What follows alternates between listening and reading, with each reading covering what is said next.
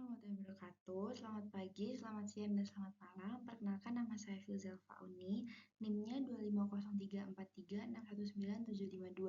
Di sini saya akan menjelaskan bagaimana perbedaan bioteknologi dan fisika, serta bagaimana keterkaitan antar keduanya, dan bagaimana penerapan fisika di dalam bidang bioteknologi ini. Ini udah ada overview-nya. Yang pertama introduction, kedua learning material, ketiga relation to biotechnology, yang keempat application, dan yang kelima conclusion. Yang pertama saya akan menjelaskan bagaimana perbedaan bioteknologi dan fisika. Bioteknologi dia itu lebih fokus pada kajian kehidupan dan proses-proses yang terjadi dalam organisme hidup dari tingkat molekuler hingga ekosistem. Yang kedua, bioteknologi itu untuk menciptakan produk dan solusi bagi manusia dengan melibatkan pengolahan, manipulasi, dan pemahaman sistem hidup secara langsung. Yang ketiga, bioteknologi itu menggunakan metode biologis dan eksperimental untuk memecahkan sebuah masalah nyata. Terus kalau fisika, dia tuh lebih fokus pada prinsip dasar yang mengatur alam semesta. Contohnya tuh kayak gaya, kecepatan, cahaya, dan lain sebagainya. Terus yang kedua, fisika tuh untuk memahami hukum dasar alam. Namun aplikasinya itu bisa lebih luas, termasuk menjadi alat atau teknologi yang dipakai di bidang bioteknologi. Tapi fokus utamanya itu adalah konsep dan prinsip. Yang ketiga, menggunakan metode kuantitatif dan prinsip ilmiah.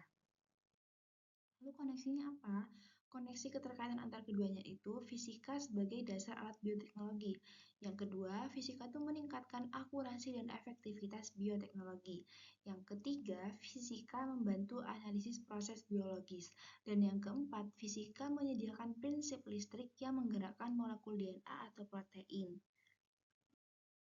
Nah, penerapannya, teman-teman bayangin, kalau kita mau lihat sesuatu yang super duper kecil, misalnya sel atau bagian dari DNA, kalau pakai mikroskop biasa, kita cuma bisa lihat bentuknya secara umum kan? Nah, mikroskop fluoresensi itu beda. Dia pakai prinsip fisika cahaya. Dia itu memanfaatkan fenomena fluoresensi, di mana molekul tertentu dan kemudian memancarkan cahaya pada panjang gelombang emisi yang lebih panjang. Lalu cahaya mengenai molekul sebagai energi diserap sehingga elektron itu naik ke tingkat energi lebih tinggi. Kemudian elektron kembali ke tingkat energi semula dan melepaskan energi dalam bentuk cahaya baru dengan panjang gelombang yang lebih panjang. Nah, makanya mikroskop fluoresensi itu beda. Dia tuh pakai prinsip fisika cahaya, tepatnya cahaya khusus yang bisa bikin bagian tertentu dari sel tuh menyala dengan warna terang.